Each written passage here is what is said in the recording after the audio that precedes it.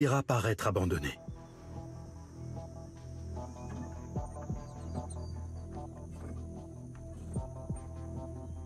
À San Claudio, au Mexique, les paléoclimatologues japonais continuent de chercher pourquoi les Mayas ont ainsi déserté leur cité.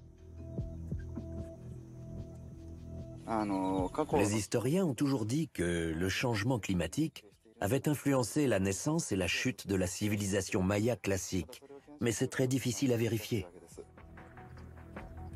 L'équipe a terminé de construire sa plateforme flottante. Grâce à un instrument appelé un carottier, elle peut maintenant prélever des échantillons sédimentaires, des carottes. On va essayer de descendre à 10 mètres, là où les sédiments sont les plus profonds.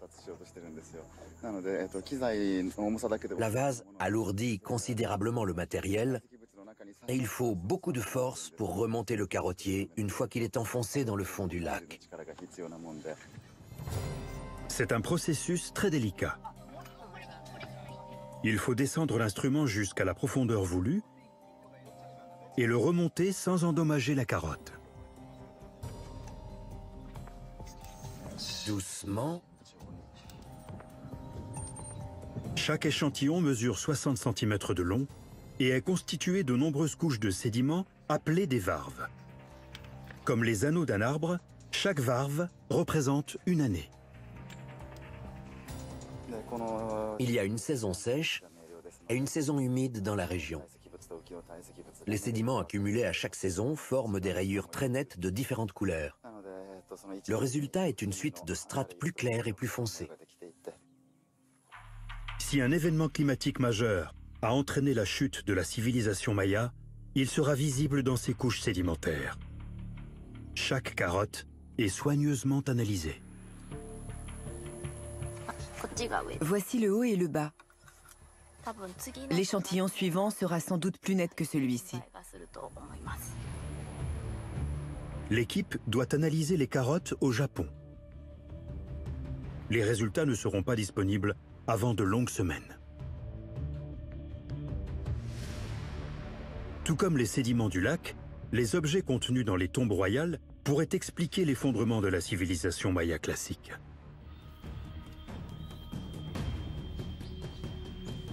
À Copan, l'archéologue David Sedat s'intéresse à une denrée encore très prisée aujourd'hui. Son équipe l'a découverte dans la sépulture d'un roi. Quand on a ouvert sa tombe, on a eu le souffle coupé. À la lumière de la lampe électrique, cet objet somptueux étincelait comme un joyau. On l'a tout de suite surnommé le Dazzler. On était bouche bée, c'était vraiment palpitant. L'un des moments les plus forts de ma carrière. Le Dazzler, qui signifie l'éblouissant, est une superbe pièce d'artisanat enfouie depuis 1500 ans. Ce vase tripode, doté d'un couvercle, est l'un des plus beaux trésors mayas découverts à ce jour. À l'intérieur, il y avait une couche épaisse marron foncé. On l'a analysé, c'était du chocolat. Les résidus de chocolat ont une longévité exceptionnelle, au-delà d'1 millier d'années. Aujourd'hui, le chocolat est consommé dans le monde entier grâce aux Mayas. Je vais ouvrir cette cabosse en lui donnant un coup sec. À l'intérieur, il y a des graines recouvertes d'une délicieuse pulpe sucrée. C'est vraiment le fruit des dieux, le cacao. Cette pulpe a un goût inimitable. Les Mayas savent fabriquer du chocolat à partir des fèves de cacao. Les Mayas consommaient le chocolat en boisson, sans sucre. Mais ils y ajoutaient de la vanille ou d'autres saveurs exotiques. Pour les Mayas, c'est bien plus qu'une boisson savoureuse. Le chocolat était la nourriture de l'âme, le fruit des dieux. Les fèves de cacao sont utilisées comme monnaie d'échange. C'est une denrée si convoitée que les Mayas enterrent leur roi avec des pots magnifiquement décorés, emplis de chocolat.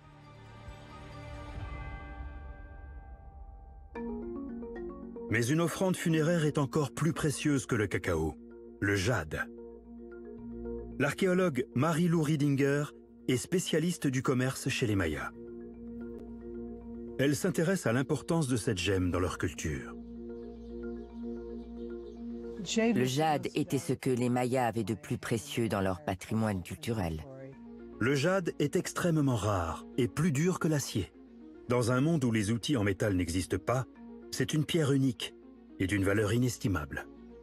Ils pensaient que le jade était indestructible. Il a une durée de vie de 400 millions d'années, il est presque éternel. Donc pour eux, il représentait l'immortalité. Le jade, à l'état naturel, a l'apparence d'une roche ordinaire. Mary-Lou Riedinger analyse un fragment en laboratoire, faute de pouvoir l'identifier à l'œil nu. Elle se sert de deux liquides à très haute densité. Presque toutes les pierres flotteront dans ce mélange. Mais le jade est si dense qu'il tombera au fond du pot. Je commence par ce fragment qui, à mon avis, n'est pas du jade. La pierre flotte. Elle n'est pas assez lourde. L'archéologue fait l'essai avec l'autre fragment. Il a coulé. Ça veut dire que c'est du jade. On va pouvoir faire un très beau bijou avec. Aujourd'hui, les joailliers utilisent une scie diamant pour tailler le jade. Mais à l'époque maya, les artisans n'ont que des outils en pierre à leur disposition. La seule pierre plus dure que le jade au Guatemala était le grenat. Alors, ils montaient une lame en grenat au bout d'un outil en bois pour tailler le jade. Il faut des semaines, parfois des mois aux Mayas pour tailler une seule pierre. Mais leur patience est largement récompensée. Car si le jade est prisé pour sa beauté, il est aussi synonyme de pouvoir. Contrôler le commerce du jade était fondamental pour les Mayas. Ils forgeaient des alliances politiques avec ceux qui vivaient près d'un gisement de jade pour accéder au pouvoir. Le contrôle des ressources était ce qui faisait tourner le monde. C'est encore le cas aujourd'hui. Cette gemme occupe une place essentielle dans la culture maya. Des offrandes en jade sont enterrées avec les rois et les reines. Nombre de ces trésors se cachent encore dans les temples et les tombes de leur cité. À Copan, l'équipe japonaise continue de chercher la sépulture du 15e roi dans le temple 11. Pour la trouver, leurs instruments doivent être orientés dans la bonne direction. Après un mois d'attente, les premières analyses révèlent qu'ils ont manqué leur cible.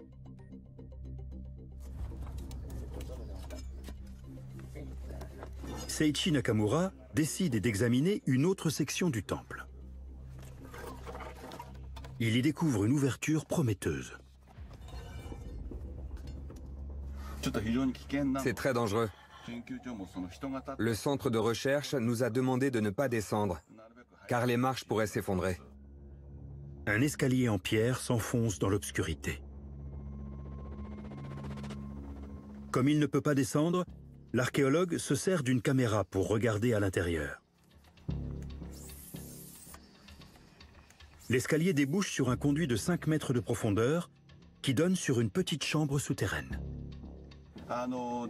Les tombes royales déjà découvertes dans les cités mayas étaient composées d'une chambre funéraire pour accueillir la dépouille du roi et d'une petite pièce destinée aux offrandes, située directement au-dessus ou en diagonale.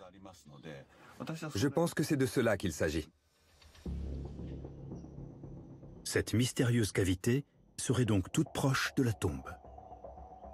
Je pense qu'il y a une tombe royale juste à côté ou en dessous, en diagonale.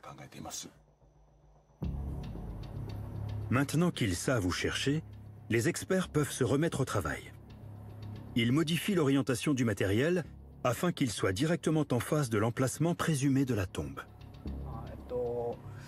On pense qu'elle est de ce côté.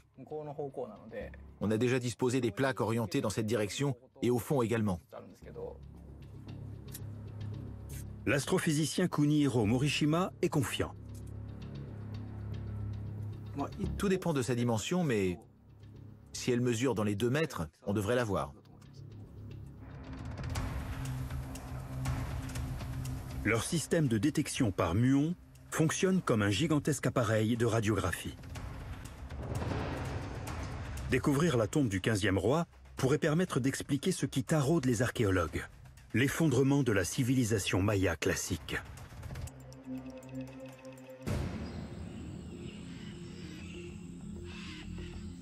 De son côté, René Viel poursuit sa propre enquête à Copan. Il examine un hôtel carré, de forme inhabituelle chez les Mayas. La face sud de cet hôtel représente un homme qui prétend être le successeur, l'héritier du 16e roi. Il dit maintenant, c'est moi le roi. Et nous avons une date, 822. Cet hôtel commémore l'accession au trône du 17e roi de Copan. Mais sa construction semble avoir été interrompue. Sur l'autre face du monument, on peut voir que les sculpteurs ont commencé à graver le monument, mais ils ne l'ont pas terminé. Et donc quelque chose de soudain est arrivé qui a fait que la vie dans la cité s'est arrêtée. Et cela marque donc bien la fin de Copan. D'après René Viel, cet hôtel aurait été édifié au moment de l'abandon de Copan par ses habitants. C'est pour cela qu'il n'aurait jamais été terminé. La fin de Copan doit être vue dans le contexte général de la fin de la civilisation classique maya. Les raisons qui ont présidé à ce déclin n'est encore pas très claires.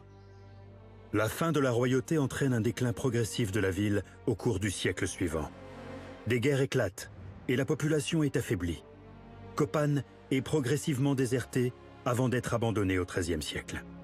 Je crois qu'en quelques décades, la population ici est passée de 25 à 30 000 personnes à peut-être 5 000 personnes. Avec 5 000 personnes, il n'est plus possible de maintenir un site comme celui de Copan. D'autres cités puissantes, comme Palenque et Tikal, sont également désertées, précipitant la chute de toute une civilisation.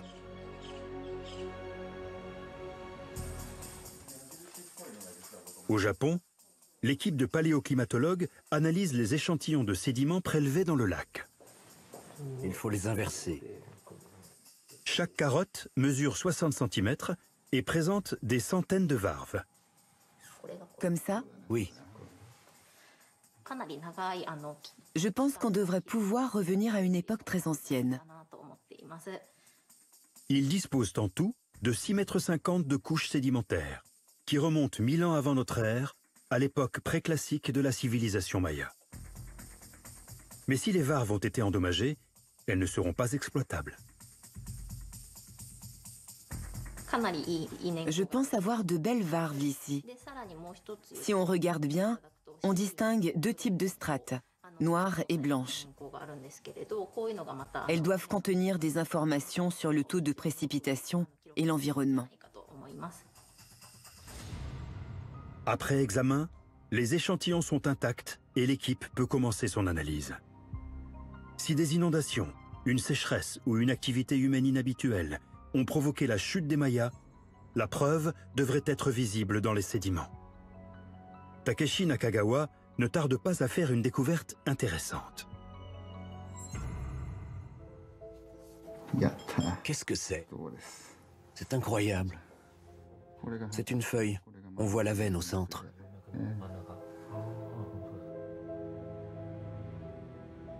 Cette feuille est parfaitement conservée depuis plus de 1000 ans. Elle va permettre de dater cette couche sédimentaire avec précision et d'en apprendre plus sur l'histoire maya.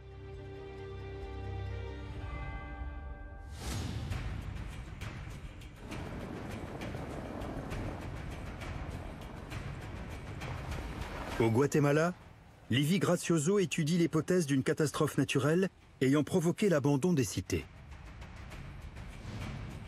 Elle se rend au pied d'un des nombreux volcans actifs du pays.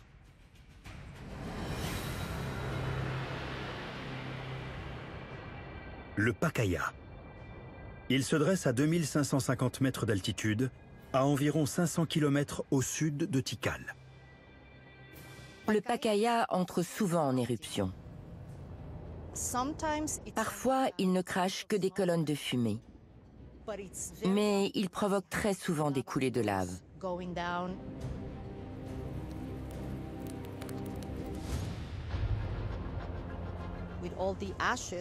Les cendres sont rejetées dans l'atmosphère et parcourent ainsi des milliers de kilomètres.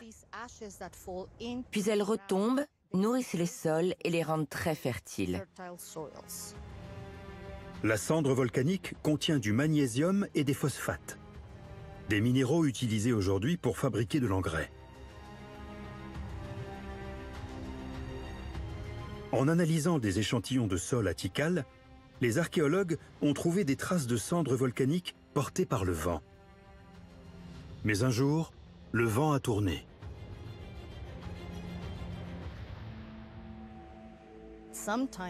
Quand les vents dominants changent de direction, les cendres ne se déposent pas au même endroit que d'habitude. Sans cet engrais naturel, les récoltes seraient devenues insuffisantes pour nourrir toute la population de Tikal. Mais d'après Livy Gracioso, c'est un autre événement, plus catastrophique encore, qui aurait poussé les habitants à abandonner leur cité. Dans les échantillons du sol, on a trouvé la trace d'au moins 3 éruptions volcaniques majeures, très violentes, datant de l'époque où les cités ont été désertées. Ces éruptions dévastatrices ont forcément eu un impact sur l'environnement. Les réservoirs se sont remplis de cendres et l'eau est devenue rare. Les conséquences ont été dramatiques pour la société. Les Mayas ont sans doute cru que c'était la fin du monde. Au milieu du Xe siècle, ces villes, autrefois puissantes, sont désertées. Leurs habitants ont disparu.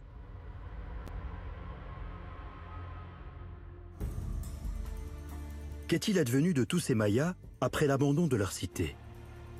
La réponse se trouve peut-être sur le site de Chichén Itzá, au Mexique. Livy Gracioso se rend sur place. Au cœur de la cité se dresse une immense pyramide de 30 mètres de hauteur et 55 mètres de largeur, à 9 niveaux, surnommée El Castillo. El Castillo est l'un des monuments les plus célèbres de Chichén Itzá, en raison de sa beauté et de son architecture. Cette pyramide pourrait renfermer des informations capitales sur le sort des Mayas.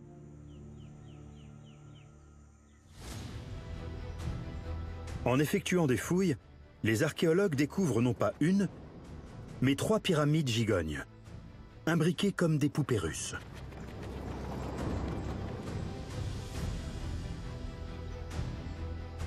La plus petite a été construite vers l'an 500 et la deuxième 200 ans plus tard.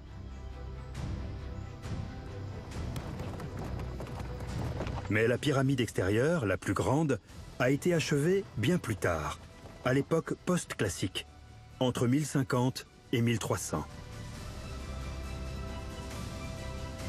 Qui, sinon les Mayas, a bien pu construire cette pyramide? De nombreuses cités avaient été désertées, mais d'autres étaient encore occupées à cette époque. Elles se sont développées et sont devenues d'autant plus influentes et plus riches. Chichén Itzá en faisait partie. Cette pyramide grandiose est l'œuvre des Mayas. C'est la preuve qu'après l'abandon de cités prospères, comme Copan et Tikal, d'autres villes ont pris de l'importance. Cette région était peuplée depuis longtemps. Mais après l'abandon des autres grandes cités, Chichén Itzá s'est considérablement développée, disons à partir de l'an 1000. Chichén Itzá devient une capitale maya alors que les autres cités tombent en ruine. Mais l'effondrement de la société entraîne des conséquences à long terme. Pendant longtemps, les sacrifices humains étaient rares et réservés aux grandes occasions, comme la mort d'un roi. Mais après le Xe siècle, ils deviennent plus fréquents. Lors d'un jeu de balle, les joueurs de l'équipe perdante risquent d'être décapités. Les crânes sont exposés aux vues et au su de tous, aux côtés de ceux de prisonniers de guerre, également sacrifiés. Et non loin de là, 200 hommes, femmes et enfants sont jetés dans un puits, morts au vif. D'où vient ce désir soudain d'apaiser les dieux coûte que coûte?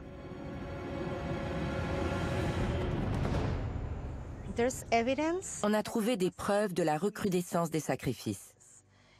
Non seulement ils étaient plus nombreux, mais aussi plus variés. D'après Livy Grazioso, la période de chaos aurait conduit les Mayas à se tourner davantage vers la religion. En période de crise, les êtres humains ont tendance à se réfugier dans la religion et à devenir plus extrémistes. Dans le cas des Mayas, ils ont multiplié les sacrifices et les rites pour satisfaire les dieux et tenter de maintenir l'équilibre dans leur société. Après l'effondrement, les Mayas ont recréé une société à Chichén Itzá. Mais elle était très différente de la précédente, minée par l'instabilité, la guerre et les troubles politiques.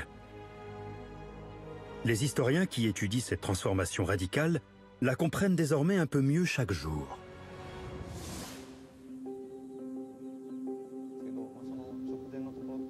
Au Japon, l'équipe chargée de l'exploration du temple 11 examine le fruit de ses recherches. C'est l'entrée, là où le temple est effondré. Devant, je vois. Ils ont créé une maquette en 3 dimensions qu'ils comparent à leur relevé. D'éventuelles anomalies pourraient indiquer la présence d'une tombe. En comparant nos données et les simulations en 3D, on peut repérer des cavités cachées dans les structures complexes de la pyramide. Mais les nombreuses galeries et sections effondrées du temple rendent l'analyse difficile. On peut très bien passer à côté d'une chambre vide simplement parce que son image se superpose avec des éléments d'arrière-plan qui empêchent de la voir clairement. Pour l'instant, aucune tombe royale n'est visible. Mais armés de ces nouvelles informations, les chercheurs comptent reprendre les fouilles à Copan. On travaille avec une technologie pionnière. Ce type de recherche n'a jamais été effectué sur des sites mayas, ni nulle part ailleurs en Amérique centrale ou du Sud. Je pense qu'on a de grandes chances de réussir.